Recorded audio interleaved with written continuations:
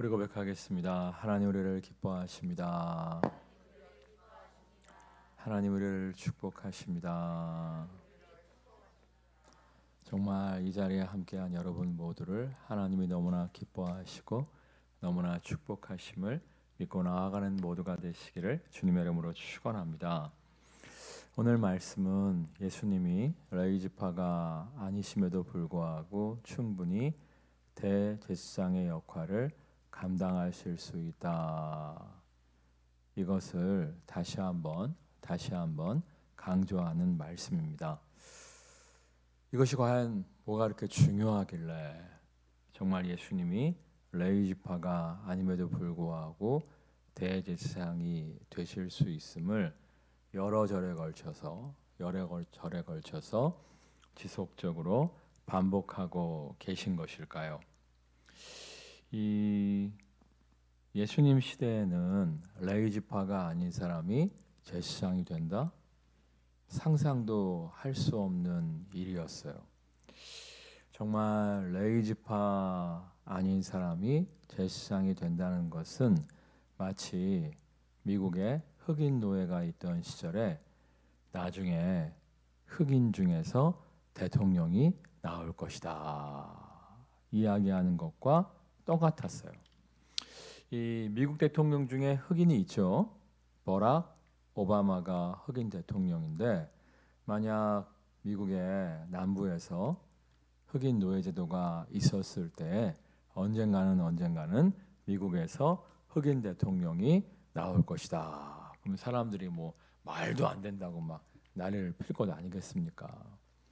마찬가지로 이스라엘 백성들이 생각할 때에는 레위지파가 아닌 사람이 대제사장이 된다. 도저히 상상할 수 없는 사건이었어요. 사건. 자, 그러면 예수님을 그냥 레위지파로 보내주시지 하나님은 왜 굳이 자격이 없는 사람이 대제사장이 됐다 이런 오해를 받게끔 예수님을 레위지파가 아닌 다윗 후손에서 허락하여 주신 것일까요? 첫 번째로 다윗과의 약속 때문이에요. 다윗이 정말 자원하여 하나님의 집을 짓고자 힘쓰고 했을 때 시키지 않으셨음에도 불구하고 자원하는 심령으로 하나님의 집을 짓고자 힘쓰고 했을 때 네가 내 집을 지어주겠느냐? 오히려 내가 너의 집을 지어주겠다. 이렇게 말씀하시면서 이 다윗 전의 왕이 사울 왕이었죠. 사울 왕은 자신의 후계자, 자신의 아들 요나단에게 왕위를 계승하지 못했는데 다윗은 그의 아들에게 왕위를 계승할 뿐만 아니라 다윗 왕의 가문을 영원한 왕의 가문이 되어주도록 축복하겠다 약속을 하셨잖아요. 그래서 다윗의 후손들이 망가지고 깨어진 삶을 살 때도 있었음에도 불구하고 하나님이 또 회복시켜 주시고 또 회복시켜 주심으로 말미암아 결국엔 다윗의 후손에서 위대한 왕, 영원한 왕 예수 그리스도를 탄생케 하여 주신 거예요. 그러니까 하나님은 약속을 꼭 지키시는 하나님이라는 거예요. 여러분 정말 아무리 힘들고 어려울 때에도 약속의 말씀 딱 붙잡고 나아가는 모두가 되시기를 주님의 이름으로 축원합니다. 정말 하나님은 인생이 아니시기 때문에 시건치 아니하신다고 말씀하셨기 때문에 약속의 말씀 딱 붙잡고 나아갈 때 하나님의 놀라운 승리와 하나님의 놀라운 영광이 우리에게 함께하여 주실 줄 믿습니다. 이 두 번째로 레위지파가 아닌 예수님을 대제사장으로 세우신 이유가 무엇이냐면 레위지파를 뛰어넘는 제사장이 필요했기 때문이에요. 우리 11절 말씀 읽겠습니다. 11절. 레위 계통의 제사 직분으로 말미암아 온전함을 얻을 수 있었으면 백성이 그 아래에서 율법을 받았으니 어찌하여 아론의 반차를 따르지 않고 멜기세덱의 반차를 따르는 다른 한 제사장을 세울 필요가 있느냐? 그러니까 레위 계통의 제사의 직분을 맡은 사람들은, 그러니까 레위 지파의 후손으로서 제사장의 직분을 감당하는 사람들은 우리를 온전하게 할 수 없다는 거예요. 그러니까 이 구약 시대에는 레위 제사장들이 죄를 지은 사람이 소나 양, 아무리 가난한 사람도 비둘기를 가지고 오면 그 머리에 안수하게끔 했잖아요. 내 죄를 이 소에게 전가시킵니다. 내 죄를 이 양에게 전가시킵니다. 내 죄를 이 비둘기에게 전가시킵니다. 자신의 죄를 소나 양, 아무리 가난한 사람도 비둘기에게 안수하여 전가시키고 그 짐승들을 죽여 그 피를 뿌림으로 말미암아, 그 피를 뿌리고 그 살은 태움으로 말미암아 하나님의 용서를 경험하곤 했잖아요. 근데 우리가 사실은 하루에도 12번씩 죄를 짓는 존재잖아요. 그러니까 금방 소나 양이나 비둘기를 잡아서 피를 뿌리고 태워서 번제로 바쳤단 말이야. 그리고 집으로 돌아오는 길에 또 죄를 지으면 어떻게 돼요? 하나님과 나 사이에 죄담이 가로막히게 되고, 언제까지? 또다시 소나 양이나 비둘기를 잡아서 그 피를 뿌리고 그 살을 태워 하나님께 드리기 전까지는 또다시 하나님과 나 사이에 죄담이 가로막혀서 하나님의 은혜 아래 하나님의 응답을 누릴 수 없는 인생이 되어지고 만다는 거예요. 그러니까 사실은 당시 예루살렘에는요, 피비린내가 진동을 했대요. 이 피비린내가 마를 날이 없었다는 거예요. 왜냐하면 사람은 끊임없이 죄를 짓는 존재이기 때문에. 그리고 사실 여러분, 소 한 마리가 싼 가격입니까? 절대 그렇지 않죠. 양 한 마리도 결코 싼 가격이 아닙니다. 이 비둘기, 왜 비둘기를 지었냐면 우리는 식용으로 닭을 키우잖아요. 닭. 이스라엘 사람들은 당시에 식용으로 비둘기를 키웠단 말이에요. 비둘기를 양식을 해갖고 비둘기 고기를 우리가 치킨 먹듯이 닭고기 먹듯이 했는데, 이 치킨도 그렇게 싼 가격은 아니죠. 생닭도 그렇게 싸진 않을 거예요. 그러니까 끊임없이 피의 제사를 드려야만 했다는 거예요. 레위 제사장이 드리는 제사는 한 번으로 완성되지 않고 끊임없는 피의 제사가 필요했다는 거예요. 그래서 정말 다른 제사장 한 번에 모든 것을 끝낼 수 있는, 지속 반복적인 피의 제사가 아니라 한 번으로 모든 것을 끝낼 수 있는 다른 한 제사장을 세울 필요가 있었다는 거예요. 그분은 어떤 분이시냐? 자, 우리 11절 말씀 다시 읽겠습니다. 레위 계통의 제사 직분으로 말미암아 온전함을 얻을 수 있었으면 백성이 그 아래에서 율법을 받았으니 어찌하여 아론의 반차를 따르지 않고 멜기세덱의 반차를 따르는 다른 한 제사장을 세울 필요가 있느냐? 그러니까 멜기세덱의 반차를 따르는 다른 제사장이 필요하다는 거예요. 멜기세덱의 반차라고 하는 말이, 반차가 좀 어려운데 월차, 반차 이렇게 생각하면 안 되고요. 반차는 계통, 계보, 영어로 하자면 DNA라고 할 수 있죠. 그러니까 멜기세덱과 같은 멜기세덱의 계보를 따르는 멜기세덱 계통인 멜기세덱의 DNA를 갖고 있는 분이 바로 예수님이다, 이렇게 말씀하고 있는 거예요. 우리 14절 말씀 읽겠습니다. 14절. 우리 주께서는 유다로부터 나신 것이 분명하도다. 이 지파에는 모세가 제사장들에 관하여 말한 것이 하나도 없고. 12지파 중에서 예수님은 유다 지파라는 거예요. 유다 지파 중에서 제사장을 세운다는 계획은 모세 오경에는 없다는 거예요. 여러분, 모세 오경이 뭐죠? 창세기, 출애굽기, 레위기, 민수기, 신명기예요. 이게 왜 모세 오경이냐면, 모세가 출애굽한 이스라엘 백성을 이끌고 곧장 가나안 땅으로 들어가지 않고 시내산에 머물지 않습니까? 시내산에서 1년여 정도, 11개월 정도죠, 머물면서 성막이 뭐예요? 이동식 성전인 회막, 이동식 성전인 성막 또는 회막이라고 하는데 이동식 성전인 이 회막을 짓고 거기서 하나님의 율법을 받아요. 하나님 율법을 딱 받아갖고 모세오경을 십계명만 받은 것이 아니라 모세오경을 모세가 시내산에서 기록하게 되어집니다. 그래서 모세오경이 처음에 뭐라고요? 창세기, 그 다음에 뭐라고요? 출애굽기, 그 다음에 뭐라고요? 레위기, 민수기, 신명기인데 창세기는 뭐예요? 태초에로 시작되죠.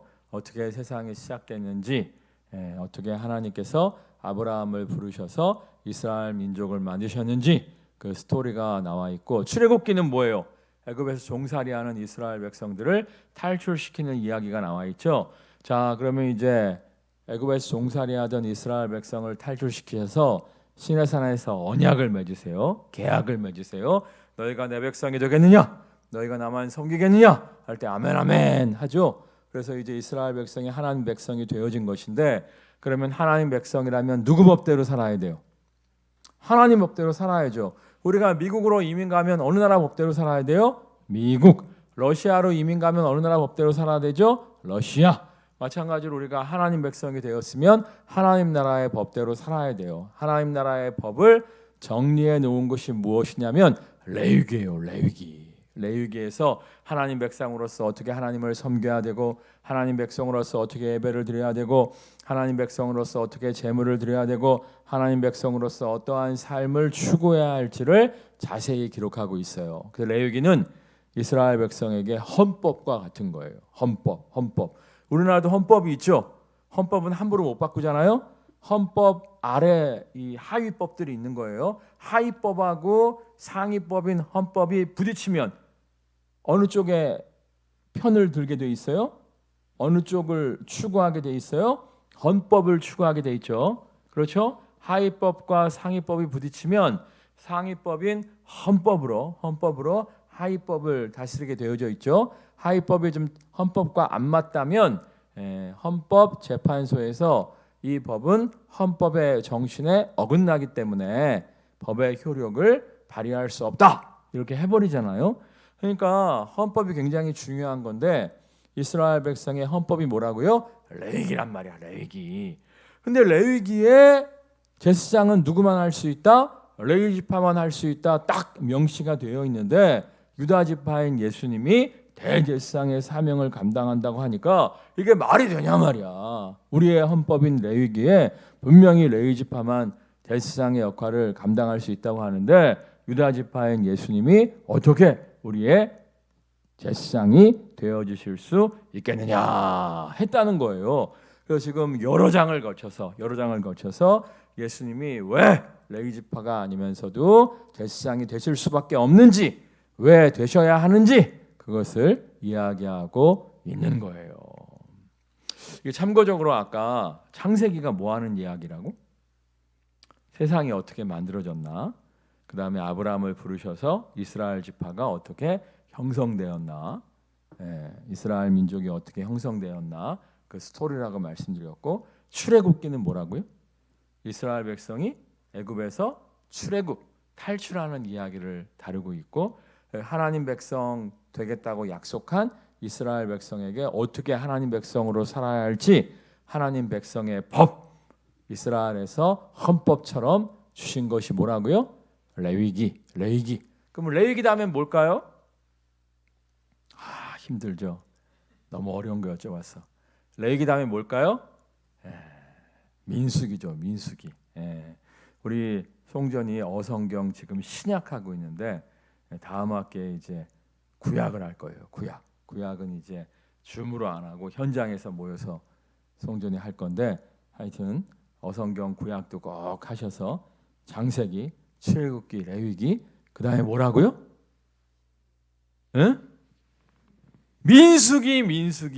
민수기라니까 신명기가 아니라 민수기예요. 민수기. 내가 이제 지난 주일날 1, 2부 때는 안 하고 3부 때 했는데 어떤 목사님이 신방을 딱 가갖고 성도한테 욥기 이야기를 해줬대. 그러니까 성도가 너무 은혜를 받고 목사님, 욥기는 어디에서 살 수 있습니까? 물어봤다고 제가 얘기를 했죠. 예? 그래서 제가 그래서 성경 66권 중에 한 권이 욥기다 그랬잖아요. 그랬더니 또 누가 물어봤어 나한테. 목사님, 제가 성경 한 권밖에 없는데 65권은 어디서 사나요? 실화라니까. 실화. 이 성경을 너무 몰라. 성경을 너무 몰라. 예? 성경은 한 권인데 그 한 권에 구약이 몇 권? 39권. 신약은 몇 권? 39, 27 이렇게 외우면 돼요. 39 플러스 27하면 몇 권이다? 66권이다. 그래서 장세기, 출애굽기, 레위기, 그다음에 뭐라고? 민수기.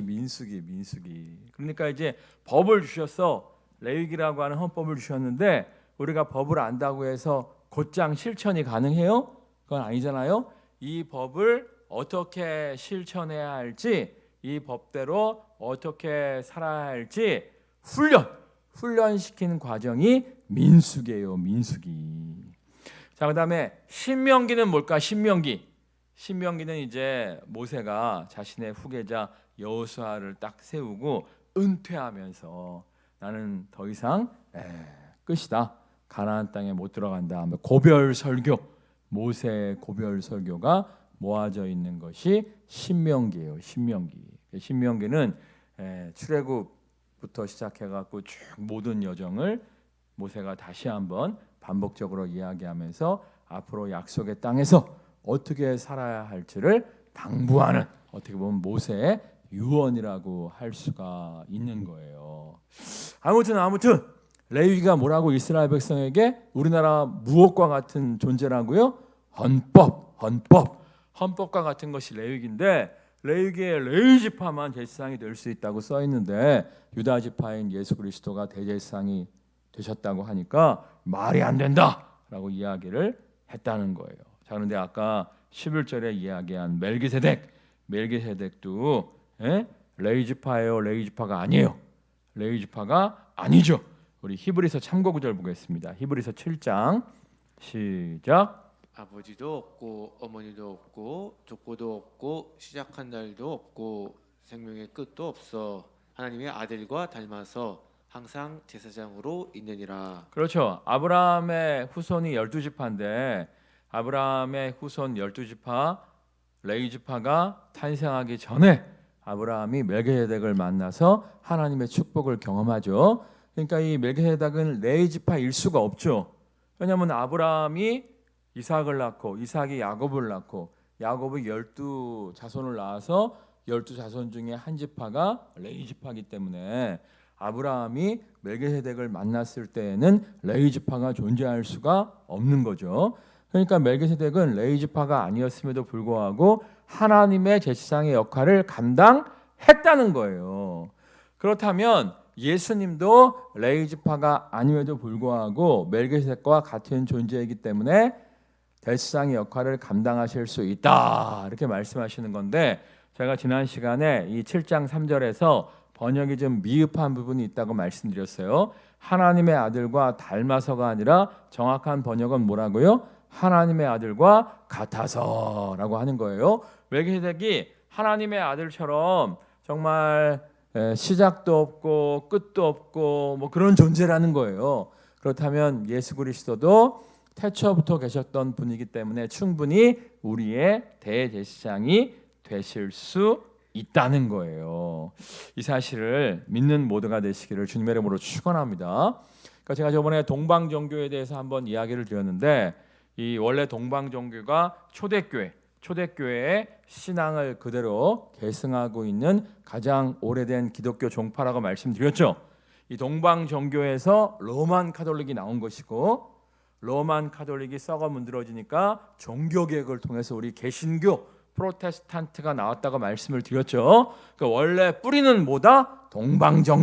동방정교예요. 지금은 또 동방정교가 러시아 정교, 우크라이나 정교 뭐 이렇게 또 나눴습니다만 원래 뿌리는 동방정교가 진짜 백인데, 동방정교에서는 성경을 우리가 정말 하나님의 지혜 가운데 열심히 연구해야 되지만 이해가 안 가는 부분이 있을 수 있다는 거예요.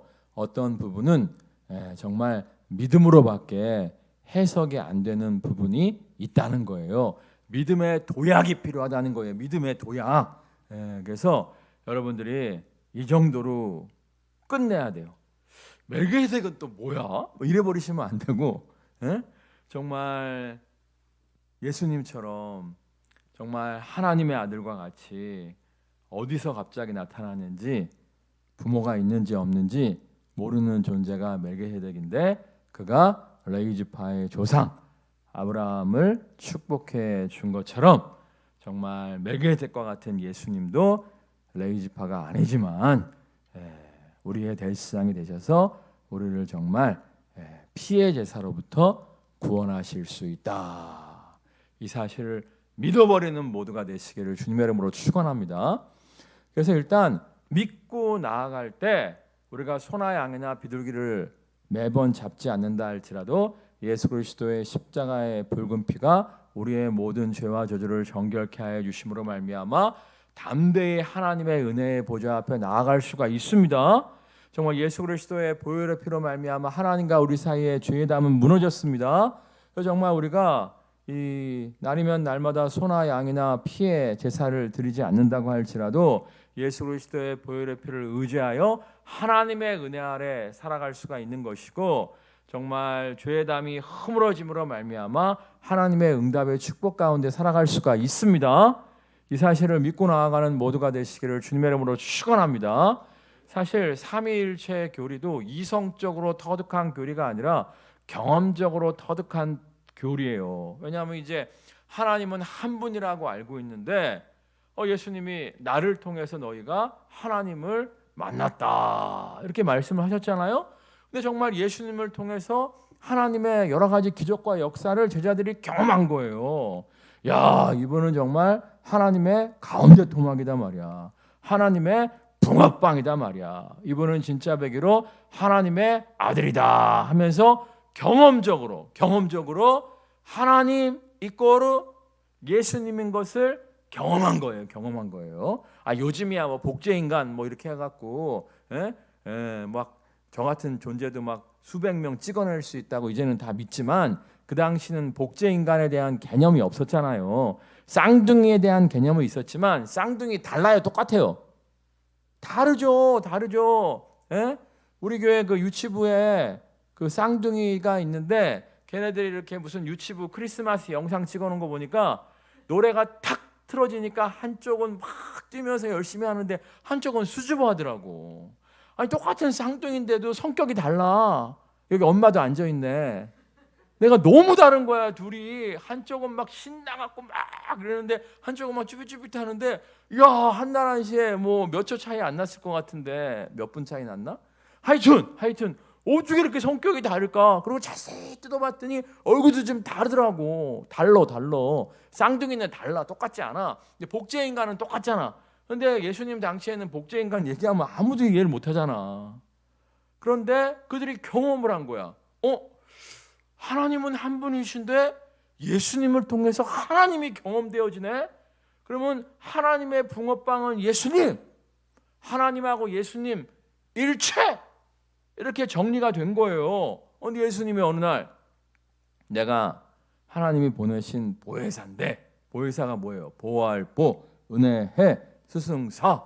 내가 보혜사인데 내가 떠나가면 하나님이 다른 보혜사를 너희에게 보내실 것이다. 나는 육체를 입고 와서 한 장소에서 한 사람하고밖에 머물 수 없는데 또 다른 보혜사가 오면 믿는 사람과 다 함께 할 것이다. 아프리카에 있는 사람과 미국에 있는 사람과 한국에 있는 사람과 동시적으로 함께 할 것이다. 이렇게 말씀을 하셨단 말이에요. 이게 뭔 소린가 했는데 마가의 다락방에서 정말 성령을 경험한 거야.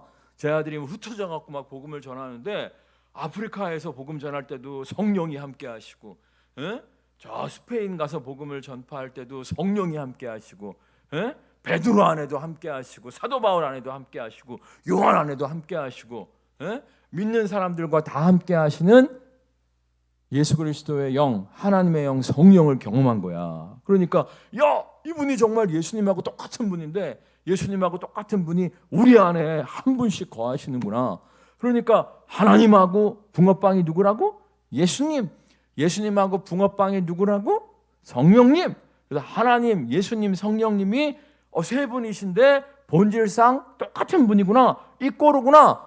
이거를 이제 정리해 갖고 삼위일체 교리가 만들어 준 거예요. 근데 그 당시 사람들이 경험적으로 삼위일체를 믿었습니다만은 복제인간 같은 지식이 없으니까 이성적으로는 이해할 수 없는 거지. 이성적으로는 이해할 수는 없는데 경험적으로 경험이 된다 이거야. 그래서 믿어버린 거지. 마찬가지예요. 에? 예수님이 멜기세덱의 반차를 따르는 제사장이라고? 이게 뭔 소리일까? 인간 레위인 제사장은 피의 제사를 통해서 우리를 하나님께로 인도하기 때문에 하나님과 우리 사이에 죄담을 없이 해주기 때문에 죄 지을 때마다 소도 잡아야 되고 양도 잡아야 되고 아무리 가난한 사람도 비둘기라도 잡아야 되는데 예수님을 의지하고 나아가니까 하나님과 우리 사이의 죄담이 사라져버리고 우리가 하나님의 은혜 아래 거할 수가 있네. 하나님의 응답을 누리며 살아갈 수가 있네. 그러니까 그냥 믿어버리는 거예요. 야, 정말 예수님을 통해서 하나님께로 나아갈 수 있는 거 보니까 예수님이 우리의 대제사장 맞으시네. 이렇게 믿어버리는 것이지. 우리가 막 레위 지파가 아닌데 어떻게 대제사장이 되실 수가 있어? 멜기세덱의 반차를 따르셨다고? 그럼 멜기세덱은 또 뭐야? 이렇게 막 캐다 보면 이해가 안 가버린단 말이야. 동방정교에서는 뭐라고 얘기하냐면 우리가 성경을 하나님이 주신 지혜와 이성을 통해서 열심히 연구해야 되지만 이 예전에 복제인간을 몰라서 삼위일체를 잘 이해할 수 없었던 것처럼 지금은 이해하기 어려운 영역이 있다. 그건 어떻게 해야 된다? 신비. 이건 지금 아직은 모르겠다. 너무 신비하다. 근데 경험은 되어진다. 믿으면 경험은 되어진다. 이거를 신비의 영역으로 놓고 우리는 어떻게 해야 된다? 일단은 믿어버려야 된다. 그럼 뭐가 된다? 경험이 된다 이거예요. 아멘? 삼위일체도 마찬가지예요. 경험은 돼. 뭔지는 모르겠어. 믿어버리는 거야. 믿을 때 경험을 할 수가 있는 것처럼 예수님이 대제사장이다. 멜기세덱의 반차를 따른다. 뭔 소리인지 잘 모르겠어. 근데 믿어버리는 거야. 그래요. 예수님이 대제사장 되셔서 하나님과 우리 사이의 죄담을 허무심으로 말미암아 우리가 하나님의 은혜 아래 있게 하심을 믿습니다. 믿고 보혈의 피 붙잡고 나아가면 이해는 잘 안 가도 은혜 아래 거할 수가 있는 거예요. 아멘. 믿어버리시기를 주님의 이름으로 축원합니다. 제가 송전하고 어떤 목사님을 좀 만나고 왔어요. 그 목사님이 좀 몸이 안 좋다 그래서 찾아가고 그냥 계좌입금만 해줄까 하다가 예의가 아닌 것 같아갖고 병원에 입원해 계시는 건 아니고 퇴원해서 요양하고 계셔갖고 같이 찾아갔어요. 찾아가갖고 이렇게 신방을 하고 이렇게 돌아오는 길에 제가 이제 그 얘기를 했었어요.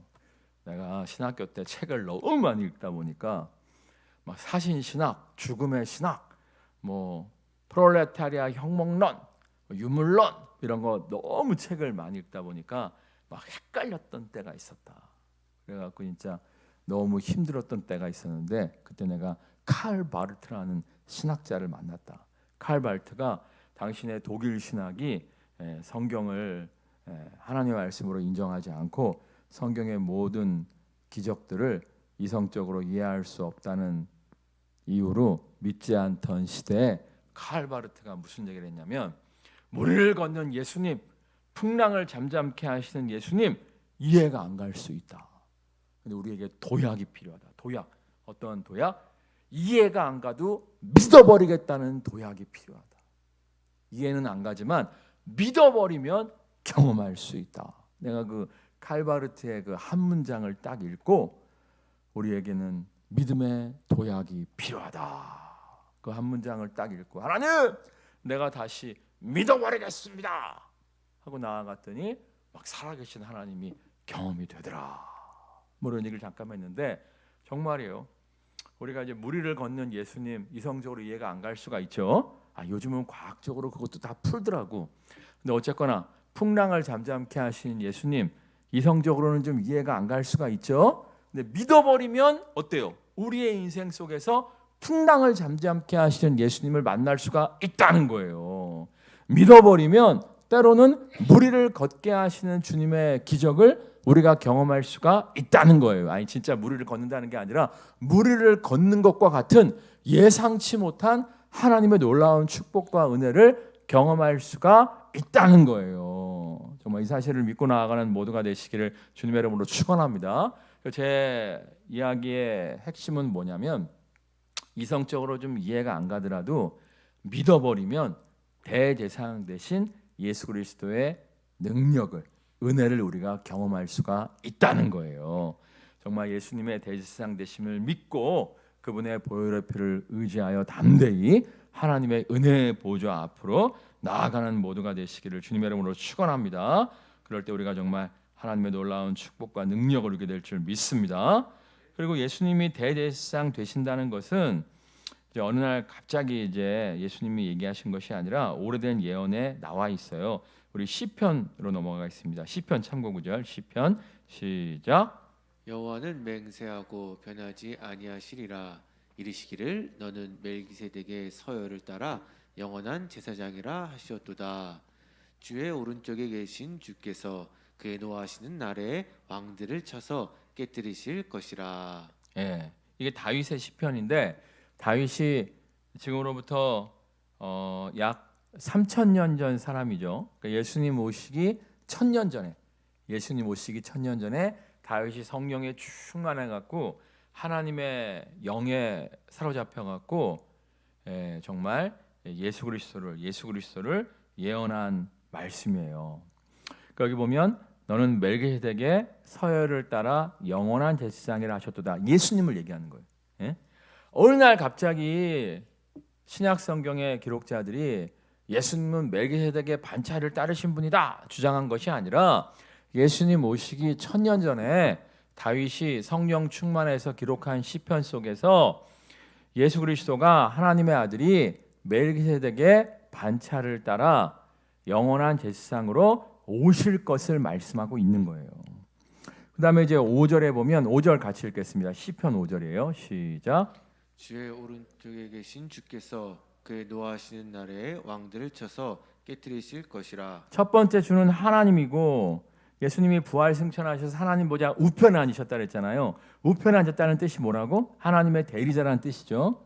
그래서 하나님 오른쪽에 예수님이 앉으셔서 마지막 심판의 날에 예수 그리스도를 대적하는 모든 왕들을 쳐서 깨뜨리실 것이다 말씀하고 있는 건데, 이 문장은 또 요한계시록에 또 나와요. 그래갖고 마지막 날 예수님께서 믿는 자들에게는 구원자이시고 믿지 않는 자들에게는 심판주로 오실 것을 말씀하고 있어요. 그러니까 예수님은 어느 날 갑자기 내가 대제사장이요, 내가 멜기세덱의 반차를 따랐소 이렇게 말씀하신 분이 아니라 예수님 오시기 전부터 1,000년 전부터 예수님이 대제사장으로 오실 것을 예언하고 있다는 거예요. 그러니까 우리가 성경을 읽다 보면 몇 천 년이 우스워.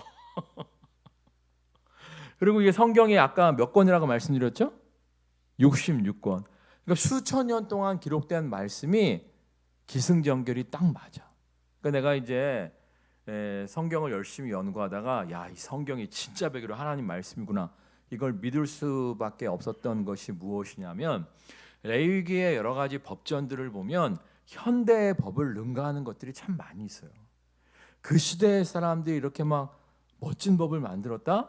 이해가 안 가요, 안 가. 그리고 보통 이제 그 리차드 도킨슨이 만들어진 신을 얘기하면서 사회 지도층들이 자신들의 권력을 굳건히 하기 위해서 신을 만들었다, 뭐 이런 얘기를 하잖아요. 근데 레위기는 이 약자를 위한 법령이 굉장히 많다니까. 왕을 위한 법령이 아니야. 내가 레위기를 읽으면서 아니 리차드 도킨슨이 성경을 좀 읽어봤나?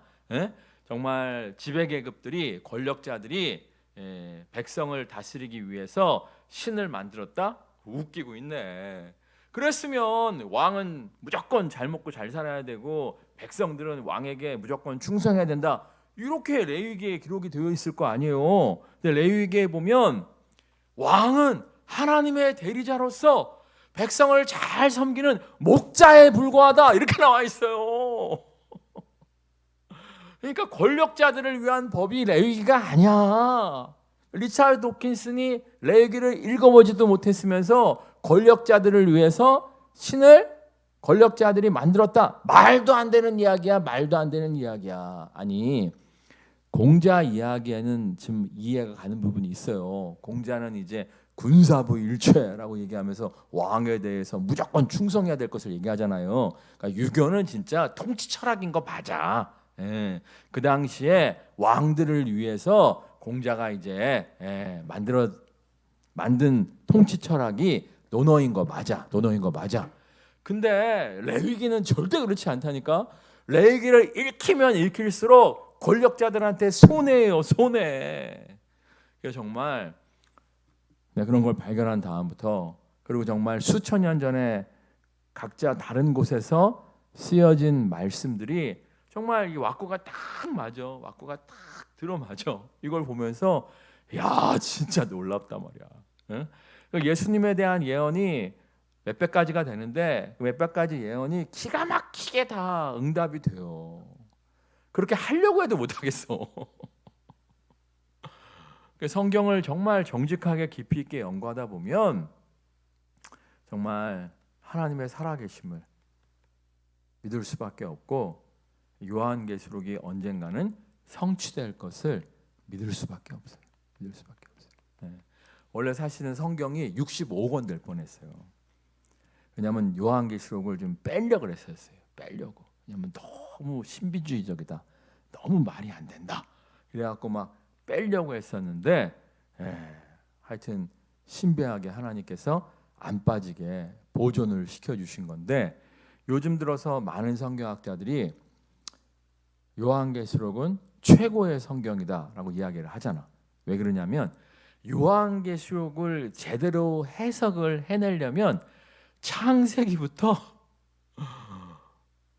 요한계시록 바로 직전 책까지 65권을 꿰뚫은 사람만이 마지막 66권인 요한계시록을 정확하게 해석할 수가 있어요. 진짜. 65권을 꿰뚫지 못한 사람은 요한계시록을 제대로 해석할 수가 없어요. 나 예전에 누가 나한테 요한계시록을 기가 막히게 해석하는 사람이 있대. 테이프 좀 들어오시래. 그러니까 카세트 테이프 시절이니까 옛날이지. 내가 또 배우는 데는 또 남다른 열심이 있잖아요. 그래갖고 그래요? 누군데요? 일단 들어보시래. 딱 들었는데 젊은 여자애야. 근데 뭐 그럴 수도 있잖아. 가끔씩 이제 무슨 뭐 114 통신사 114 그런데 걸어보면 이제 안녕하세요 막 이러잖아요. 그래갖고 막 나이가 막 의심스럽잖아. 근데 이제 우리 와이프도 가끔씩 누가 전화해서 딱 받는 거 보면은 갑자기 목소리가 10살은 어려지더라고. 그러니까 이제 목소리로는 판별하기는 좀 어렵긴 한데 아무튼 나이가 너무 어려 보이는 거야. 근데 하여튼 그 친구가 이렇게 해석을 하는데 막 말도 안 되게 해석을 하는 거야. 내가 테이프를 듣다 말고 그 목사님한테 내가 전화를 했어. 목사님 빌려주신 테이프를 좀 들어봤는데 이거 너무 말이 안 된다. 도대체 이게 누구냐? 그랬더니 20대 초반인데 계시받고 요한계시록을 막 영해를 하는 거래. 영해를. 무슨 말인지 알겠어요? 신학 교육도 받지 않은 20대 초반 여자애가 계시받고 뾰로롱 하늘의 어떤 지혜를 받아갖고 막 그렇게 막 해석을 하는 거래. 말도 안 되는 이야기더라고. 말도 안 되는 얘기. 근데 지금 각각 유튜브에서 요한계시록의 권위자라고 하는 사람들 거 들어보잖아요. 그러면 진짜 아무것도 모르면서 헛소리 하는 게 너무 많아. 그래서 여러분 요한계시록 강해라고 하는 거는 함부로 듣지 마세요. 아멘? 대부분 헛소리가 많아. 요한계시록을 제대로 강해를 하려면 65권을 꿰뚫어야 된다니까.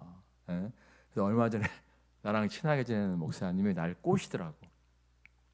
그 양반이 이제 내 설교를 자주 들어. 그래갖고 목사님 그 요한계시록 언제 하실 거예요? 언제 하실 거예요? 그래서 내가 꼬시지 마. 아직 내가 득도를 못했어.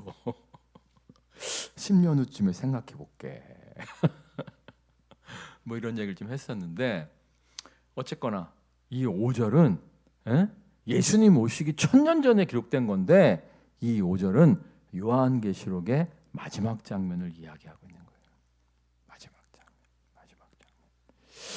그러니까 하여튼 4절은 2000년 전에 성취가 됐죠. 이게 3000년 전에 기록된 시편 말씀인데 4절은 2000년 전에 성취가 됐죠. 예수님이 오심으로 말미암아. 그리고 2000년 지났어요. 이 5절은 언제 성취될까요?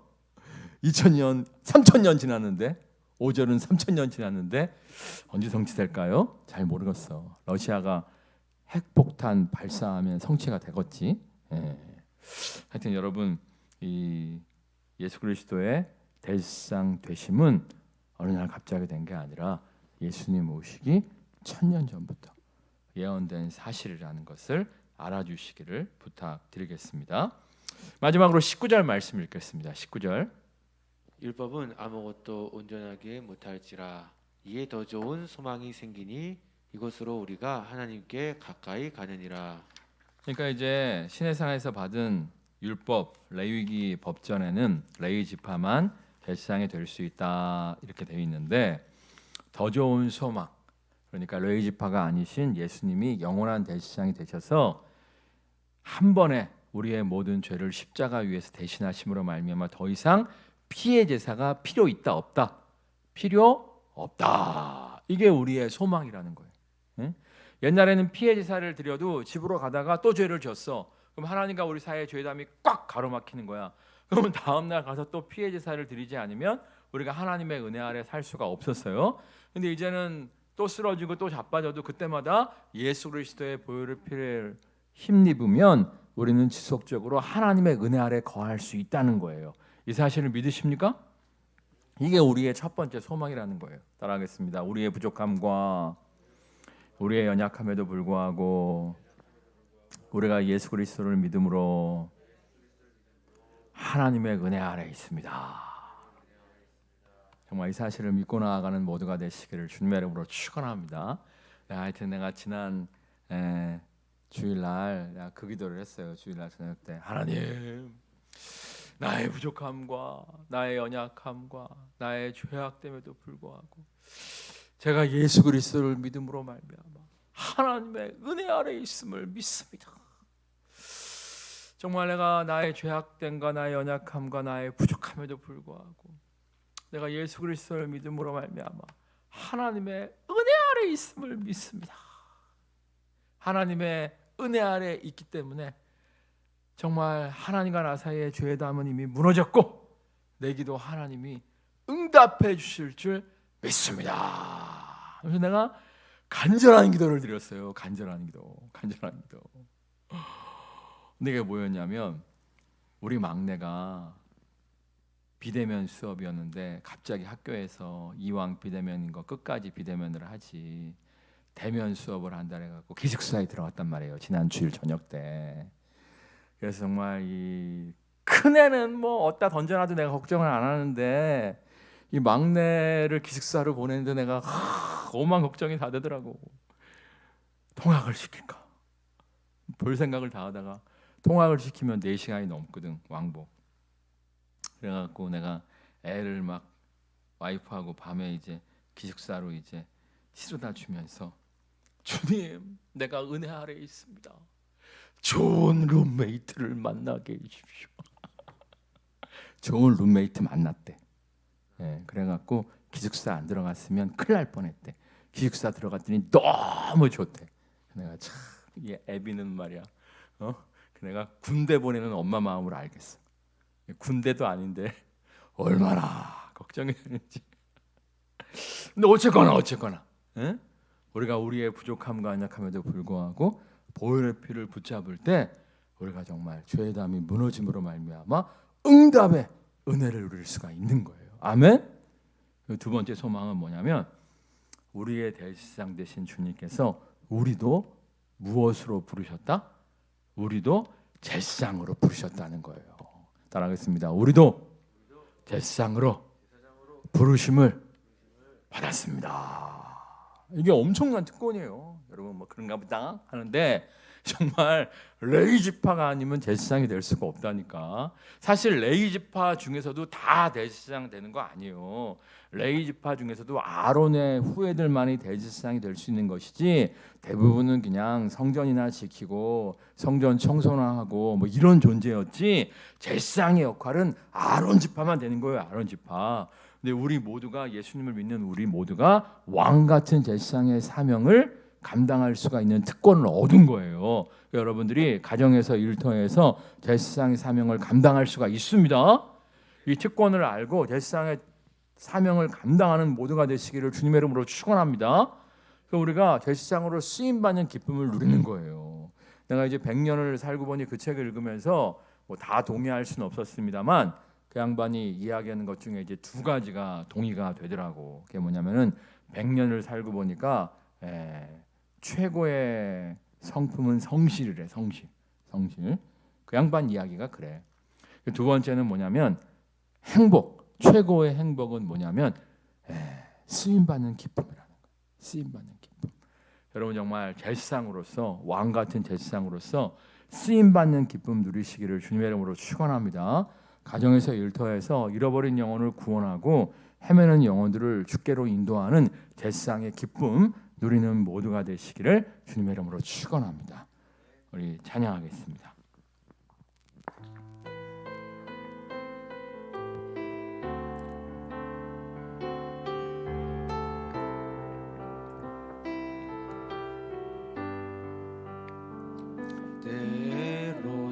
때로는 너의 앞에 어려움과 아픔이 있지만 담대하게 주를 바라보는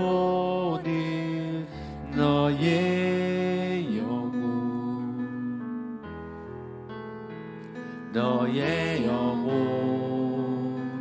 우리 볼 때 얼마나 아름다운지 너의 영혼 통해 큰 영광 받으시 하나님을 찬양 오 할렐루야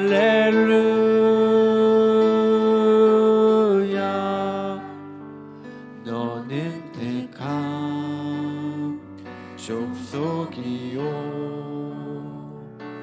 왕같은 제사장이요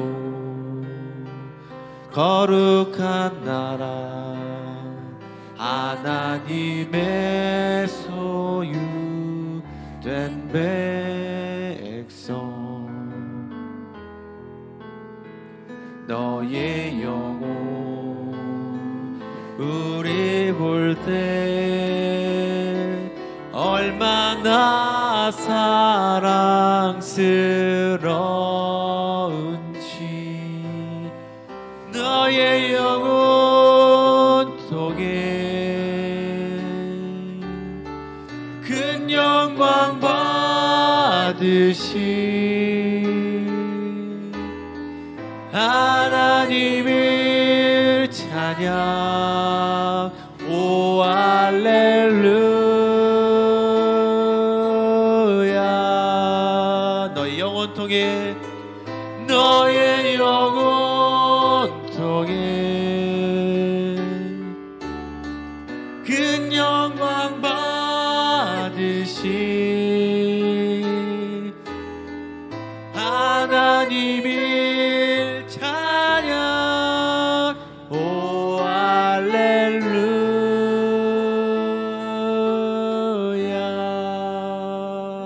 우리의 대제사장이신 주님만을 의지하여 하나님께로 나아가게 하옵소서. 하나님의 은혜 아래 머물며 능력 주심 가운데 제사장의 사명 감당하게 하옵소서. 가정에서 일터에서 제사장의 사명 감당하러 쓰임 받는 기쁨과 영광 누리게 하여 주옵소서. 합심해서 기도하겠습니다. 할렐루야. 살아역사하신 아버지 하나님, 아버지 우리의 대제사장이신 주님의 은혜를 구하며 나아갑니다. 우리의 대제사장이신 주님과 함께함으로 아버지 주님께서 그 주시는 능력을 가지고 주여 우리에게 맡겨주신 그 제사장의 사명을 감당하게 하여 주시옵소서. 아버지 우리가 거룩한 제사장의 사명을 감당하며 우리의 가정과 일터 가운데 정말 쓰임받는 인생들이 하여 주시옵소서. 우리를 택하셨고 아버지 우리가 정말 제사장으로 삼으신 주님, 아버지 우리가 날마다 주님과 동행하며 주님의 은혜 가운데 거함으로 아버지 우리에게 주신 그 능력으로 나아갑니다. 쓰임받는 영광 누리게 하여 주시옵소서. 우리의 가정과 우리의 일터 가운데 제사장의 사명을 붙잡고 나아갈 때에 아버지 주님께서 정말 우리에게 행복한 쓰임받는 기쁨 하나님 역사하여 주실 줄 믿습니다. 레위 지파의 제사장은 우리를 온전히 하나님께로 인도할 수가 없었습니다. 금방 소나 양이나 비둘기의 피해 제사를 드렸다 할지라도 금방 또 죄를 지으면 우리가 하나님의 은혜 아래 머물 수 없었습니다. 그러나 예수님께서 단번에 십자가 위에서 우리의 모든 죄와 저주를 대신하심으로 말미암아 우리가 쓰러지고 자빠져도 다시금 보혈의 피를 힘입어서 하나님의 은혜 아래 거할 수 있도록 축복하여 주시니 너무너무 감사합니다. 언제나 우리의 대제사장이신 예수 그리스도의 보혈의 피를 의지함으로 말미암아 하나님의 은혜 아래 거하는 모두가 되어지게 하여 주시옵소서. 우리의 부족함과 연약함에도 불구하고 하나님과 우리 사이의 죄담은 무너지고 우리의 간구가 응답되게 하심을 믿습니다. 우리가 정말 하나님의 은혜 아래 살며 제사장의 사명 감당케 하여 주옵소서. 가정에서 일터에서 잃어버린 영혼을 구원하며 주의 백성으로 온전케 하는 제사장의 사명 감당함으로 말미암아 쓰임받는 기쁨과 영광 누리게 하여 주옵소서. 예수 그리스도의 이름으로 기도드립니다. 아멘.